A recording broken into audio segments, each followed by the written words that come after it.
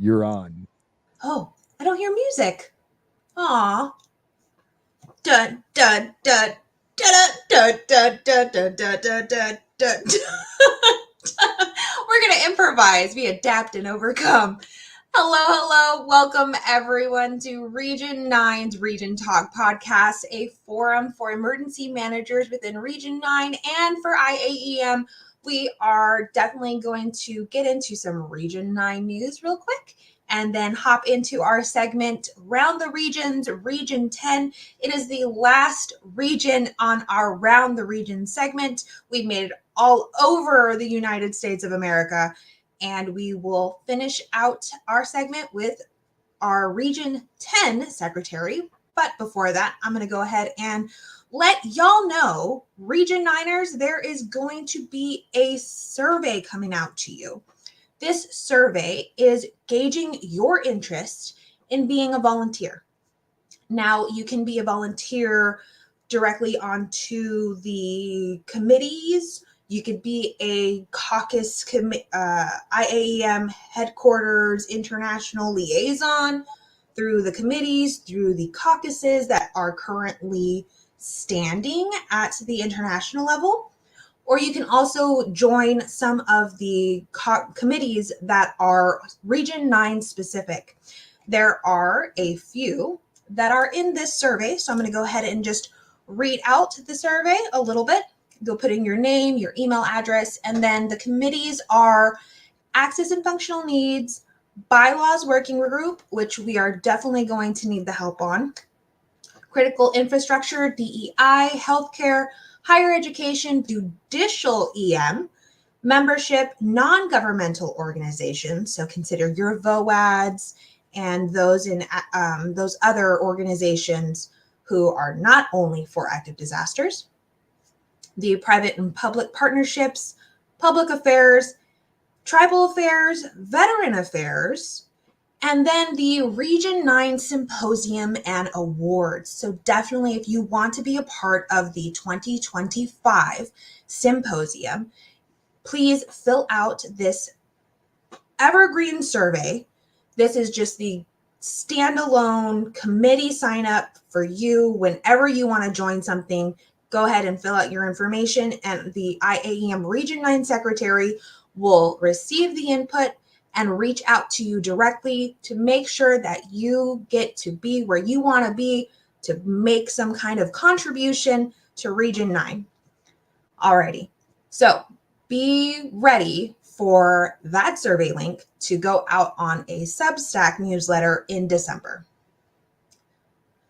That's all of the Region 9 news that we have. We'll also promote the conferences that are happening with our state associations within Region 9 in a follow-up email as well. Alrighty, so we're going to move forward onto Region 10 with the Round the Region segment, and we will welcome Billy Anderson, Region 10 Secretary, to the show. Thank you for having me. As you're saying, we are the last, so that's just saving the best for last. Hey, oh, cherry on top. There you go. Billy, go ahead and tell or share your introduction and what do you do for a living as well to all of our listeners. Yeah. So my name is Billy Anderson. I work for Sound Transit, which is a regional transit agency in the Seattle area, which is in Washington State. I am a senior emergency management specialist for exercise and drills. So I get to essentially play all day, creating the biggest and baddest what people can think of. They're not all black swan events. We do a lot of try to keep it as realistic as possible, but we have some pretty big and bad hazards in the Pacific Northwest. We have volcanoes and earthquakes. So we get to play around with those a lot. And then I'm also the Region 10 Secretary, and I am happy to be here. Well, thank you so much, Billy, for joining us this evening. When we start off these segments, for every guest we've had within the regions, within IAEM, going through the regions, we've had more of a scripted kind of conversation, but we definitely want to have this be a a highlight of what the region is doing. So the first question that we like to ask is, how would you describe IAEM? Yeah, absolutely. So this is a personal discuss or a personal opinion, obviously, but I think IAEM is a great organization because it allows like-minded emergency management professionals to come together and work towards a common goal of enhancing the profession, and that's through mentorship, that's through certification, representation in all levels. I don't think anything specific about my view is unique to anyone else outside of maybe coming from a current transportation background. But we're very fortunate, or I'm very fortunate, and I really like that we are represented with a caucus. There's a transportation caucus, and IAM has a lot of those niche caucuses that you wouldn't consider the need to have one. But if you look at some of them are really large, like the K through 12 caucus, or the university or the college and universities, or university and colleges, one of those two. Yes. That's a massive caucus. Or they have at pre-conference, they have a 2-day symposium every year, and it's sold out almost instantly. That's not something that you would ever think if you were a municipal emergency manager or a state emergency manager. Those other fields that a lot of people just don't consider. That is a very good perspective, because and it's even welcoming. I think IAM, the entire association writ large, right, is able, if you have an interest, you can make a caucus. Mm-hmm. You can make that type of committee happen, as long Right. as you, or caucus happen, as long as you have that interest of like-minded professionals. Exactly. Yep. There's a lot of ad hoc committees that aren't caucuses, or that ping pong back and forth for whatever reason. For Mhm. instance, emerging technology. I'm a member of the Emerging Technology Caucus, or I guess now we're a committee right now. There's so many different committees, and if, like you said, if there's one that you don't see that you think would be beneficial, there is a process in place on how to create that. You need a certain number of people, and you need to follow the steps. But they're laid out. They're simple to follow. You just need to have the people that you want to do it. Yeah. We'll also put that into the newsletter, because I think that having to source that information is a maze in its own with any organization's website, right? The bigger Mhm. you are, the more you have to find out where to find that information. So we'll go ahead and put that in our newsletter as well. Alrighty, since you made the mention of Region 10 being the biggest, baddest, cherry on the top type of region, what makes Region 10 so unique? I'm going to go with that. We are also the region that has all of our overseas military folks. So anyone that has an APO mailbox, or APO mailbox, I think it's called. So all of our military individuals who are military and service members who are overseas, either downrange or out of country for a duty post, we are their home region for them. While they are outside the country. Fun fact. Did not know that Yep. one. All And we right. have Alaska, but we do not have Hawaii. I believe you have Hawaii. We do have Hawaii. Region 9 has Hawaii. So you may have a different disconnected state, but we also have all of our overseas military and service members. Very nice. That is quite unique for Region 10. Are there any other niche demographics within Region 10 that you advocate for your members? Well, so Region 10, while we are a very large geographical area, we are one of the smallest regions, population wise, or membership wise. Okay. So that's a rather large challenge for us, and I'm sure I'll get into it as we ask some of the other questions.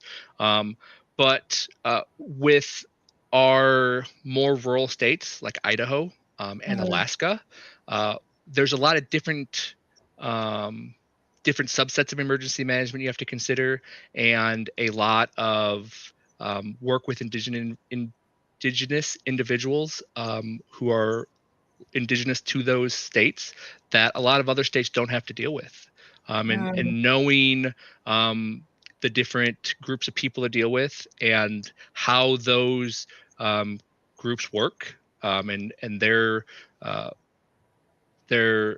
political structure and all of those caveats and uniquenesses is a really hard, difficult thing for some people to think about.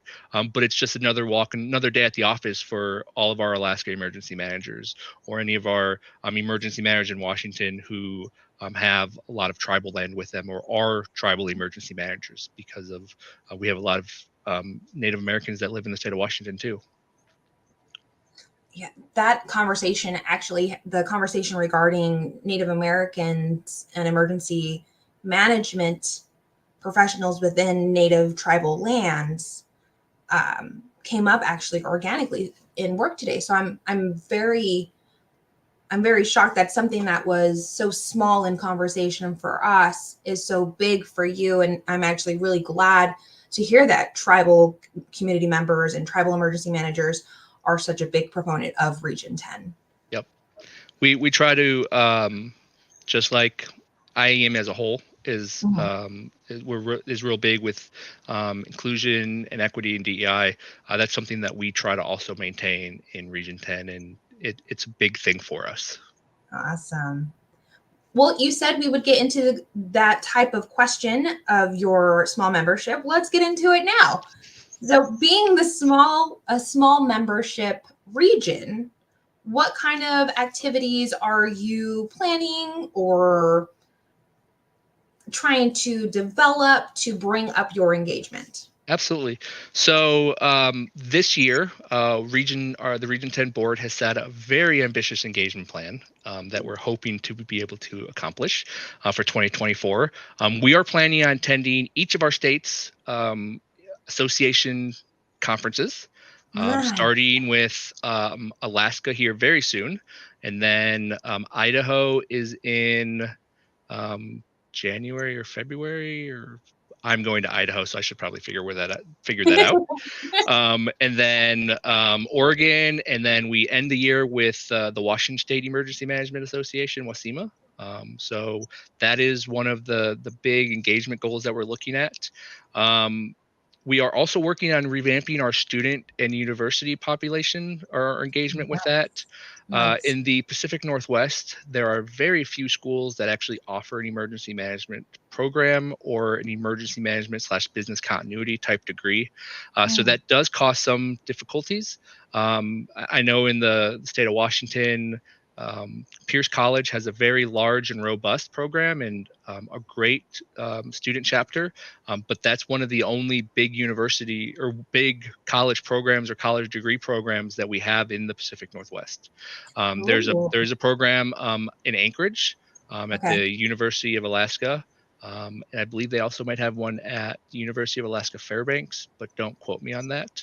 I would have to defer that to our Alaska state representative.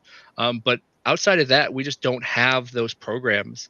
The Pacific Northwest it's a technology sector. We have Amazon and Facebook and Google. So there's a lot of those programs. And there's also a lot of nature programs with the University of Washington. I don't know what programs they have in Oregon because, as a University of Washington fan, anything down there, they don't exist once you go into the state. Some in-house competition. I feel that. Okay. I get the vibe. So with your in-house competition, do you see a different, I guess where I'm trying to go is, are there competing members or numbers of membership in different states, or is it just No, absolutely. So Washington and Oregon are definitely the two states with the highest population. And then between Alaska and Idaho, those are going to be the pretty close, tied with each other. And I would probably say Idaho is barely edging out Alaska. service members that are overseas, that's a pretty fluctuating list. Mm. Mainly because as people are getting new orders, they're moving around. If they're remembering to update their addresses, because as everyone knows, what you update in or on IAEM is that's what region you get associated with. So if you were Yeah. to change your address, not thinking about it, you might end up on a different mailing list for a different association, and now you're out of your original, sorry, not a different association, different region, and now you're out of the region where you might actually be living, which a lot of people don't know. So whatever your default address is, if it's work or home, is where you're going to be. And that's for individuals who work in one state and live in another. It's something that you have to consider when you're doing your profile, because you may end up being on a different region than where you work. When we talking about navigating that engagement, it's Mhm. really it really is a moving target for us. Um, we've been fortunate enough that we had some rollover funds this year that is allowing us to do our very ambitious engagement circuit, to try to hit all of the state associations. But outside of that, the geographical distance of the Pacific Northwest, it's a challenge for us, I feel you there. because Mine feels it there too. we yeah we have the Oregon group and the Washington group. There's nothing really there's nothing between us other than open farmland. So there's Mhm. a couple hour drive for either group. If you're looking at the majority of the people in the Seattle area and the majority of the people in the Portland area, and obviously Right. that's just two major cities when there's the entire rest of the state to the east. So it's difficult for us to schedule meetups to engage the region members. That's why we're hoping that we can piggyback off of predetermined and pre-set up events, to where we can host a get together for IAEM at the conference. We can offer to do a CEM test. We can to proctor it, as well as maybe have a table set up to spread Oh, regional kindness and show that we awareness. are out there, and to those who are not IAEM members, what the region does and that we are active, that we try to come out and what we can do for them. And was the engagement at the state association conferences, was that an ask of your membership? It was mainly because they want to see where their funds are going, where their dues going, what kind of representation they're getting, and Mm. that's not only at the region level, but it's a really big ask at um, the IAEM-USA level as well. Where is my annual money going to? Where Right. is my dues or my conference registration going to?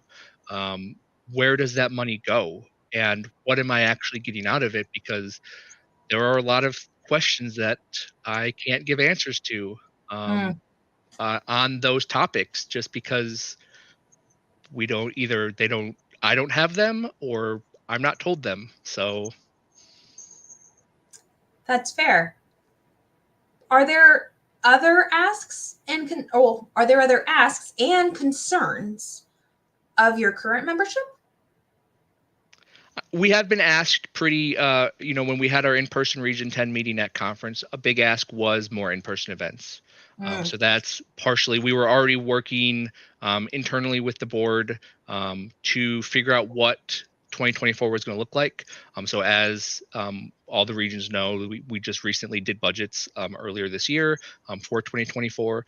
So during those budget conversations, we were already discussing how we were going to make a reality to go to the different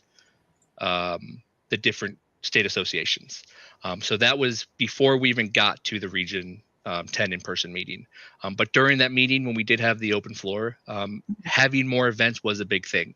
Mm. Unfortunately, there are a lot of constraints to use region funds for events. Obviously, we can't be providing alcohol. Right. Um, Right. there's it's just a difficult thing. So trying to schedule things where we can get the most bang for the buck to have the most people there. That's why we were looking at that. So having the in-person engagement is the biggest thing. And another one was just engagement in general. Okay. other regional type things. So we discussed virtual happy hours, a virtual book club was another thing that got brought up that I think we're going to do later this year. And the virtual happy hour was something that seemed like it would be a pretty good idea. And so we're looking at those options, but we really pushed it, look at the regional conferences or the state conferences if you can go. And even if you can't, the information is still going to be pushed out to the region email list. And you don't have to be attending the conference if you're close by. You can still come to the Region 10 event. You may not be able to do things at the conference itself, but Right. the get together is going to be outside of the conference time. It'll be one of the evenings. We'll have someplace, we'll be at a restaurant or another type establishment, and we'll have hors d'oeuvres or something like that. But your drinks are going to be on you, but we'll have food and we'll have the camaraderie. Very nice. And is there a symposium or a conference for Region 10 on the horizon? So that was a big conversation that we've had both internally and externally with the board, our board, and with our membership, because Okay. we see groups or regions like Region 1. I think Region 3 has a 3. conference. Um, it, those regions are very population dense, Yes. and they have the budget that can support that. Our budget just does not support that, and with them being so region dense or population dense where they are, it's not very difficult for people to travel to those places for those events. For us, if you look at our emergency managers in Alaska, they're looking at a 7-hour plane ride from Anchorage just to Seattle. It's a long. We're very, like I said, geographically pushed out. So Right. that combined with our lower budget that we have because of our population size of our membership, it was decided that we can do a symposium of some type, and it would not be anything what people actually wanted. They take a lot of coordination, a lot of people to set that up, and trying to find someone to do that isn't always easy. We all have Preparation. our we all have our full-time emergency management job during the day, but we also have lives outside of work. That Right. budgeting uh, with commission things or sorry, association duties or association responsibilities. We've been very busy. I think that's pretty universal within emergency management for the last 3 years. That there's been a lot going on, and people Just a little bit. and people just are they don't want to have extra duties assigned to them right now. Right. Maybe if we were able to get our membership up, that's something that we can consider. And we did say that to our membership. The easiest way to get us to be able to do more things is to recruit your emergency managers that are around you that aren't members of the association, because their dues, a direct portion of it, goes to the region, and that's where our budget comes from, is your dues, because that's just how it works. And in addition to these communications you're having with your membership, how are you having these communication pathways with your membership? How are you navigating engagement right now? Newsletters, Right. Yep. phone calls. So we've been relying on the membership emails coming Okay. from our Region 10 president. We also rely pretty heavily on our state reps, because our state reps know who your players are in the states. Yeah. Being in the state of Washington, I can tell you who my counterparts are in the upper Pacific Northwest, but I couldn't tell you who's down like in the Tri-Cities area or over in the Valley, the Spokane Valley. That's what my state rep can do. She knows all of those people. Same with our state rep in Alaska. She's incredible. She knows everyone, it seems like, in the emergency management community up there. So we rely pretty heavily on them as well.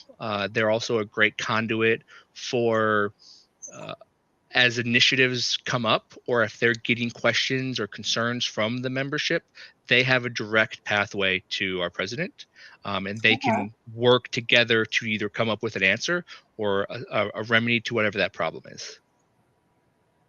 That's quite a good network you got.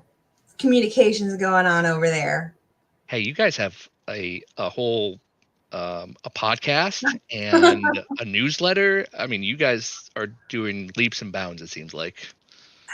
We're doing the work of what we all want to do, right? If it's not Region 3 with a book club, we're trying to do a book club. If it's not Region 1 with a conference, we're also trying to do a conference. You're trying to do a conference. You're trying to do a book club. We're all just really, right, you said a mind meld. We're all like-minded professionals, and we're all in it together. And that's why we have Region 10 on a Region 9 podcast, and we've been highlighting all the regions because it really does take this network of like-minded individuals who are passionate about the work that we do to move the profession forward. So I appreciate the applause on what we're doing, but this is also a international thing that we're doing. But thanks. Very welcome. All right. As we close, let our listeners know where they can find you or Region 10. So we are on LinkedIn. If you search Region 10, that is the easiest, most, I would say, neutral platform. We are also on X, formerly Twitter, and we're on Facebook, all under Region 10. So you can search Region 10 and we will show up on most platforms. But LinkedIn is, obviously the most neutral. It's where most of our professional development or professional networking comes up with. So that's the easiest way to find us. And does Region 10 have an email? It is, I believe, region10 at IAEM.org. We would only have the official, the one from the association. Okay. Sounds good then. And we can go ahead and share that as well with the video from this podcast to our members on our newsletter. But I deeply appreciate your time here representing Region 10 on Region Talk podcast. And I cannot thank you enough for the conversation. This has been eye-opening, and I wish you so much success for your Region 10 endeavors. Well, I appreciate it, and thank you for having me. Of course. Alrighty, Region 9. That is a wrap on the last segment of Around the Regions with Region 10. We definitely want to say thank you to the big man behind the scenes, the controls, doing all the fixins for the podcast, Brian at Sitch Radio. We thank you so much in being our awesome producer. And just a reminder, if you haven't already, follow us on our social media platforms or your social media platform of choice. We've got the handles. And remember, Region 9, keep on rocking. We appreciate you. Bye now.